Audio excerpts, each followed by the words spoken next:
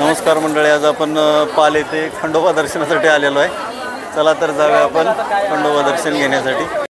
खंडोबा पालीत प्रकट झाल्यानंतर म्हसोबाने परिसराचे रक्षण स्वीकारले. म्हणूनच खंडोबाच्या दर्शनानंतर राखणदाराला नमस्कार केल्याशिवाय दर्शन पूर्ण होत नाही अशी श्रद्धा आहे. चला जाऊया आपण म्हसोबाचे दर्शन घेण्यासाठी. म्हसोबा हे खंडोबाचे राखणदार आहेत, शिपाई. तिथून दर्शन करूनंतर इथं दर्शन केल्यानंतर दर्शन हे पूर्ण होतं आणि इथून यांची आपल्या सगळ्यांची राखण करतात ते हे म्हसोबा. म्हसोबाचे पुजारी महेश इंजेकर.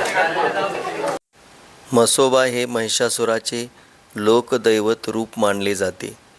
खंडोबाने दैत्याचा नाश केल्यानंतर म्हसोबाला रक्षणाची जबाबदारी दिली अशी आख्यायिका आहे. त्यामुळे दोघांचे नाते शत्रुत्वाचे नसून रक्षणाचे मानले जाते.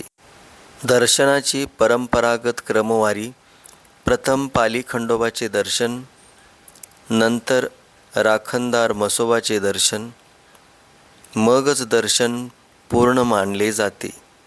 ही परंपरा सांगते की मुख्य देवाबरोबर त्याच्या रक्षणकर्त्यालाही मान दिला तरच भक्ती पूर्ण होते. हेच की खंडोबाचा मानकरी म्हसोबा देवाचा शिपाई आहे.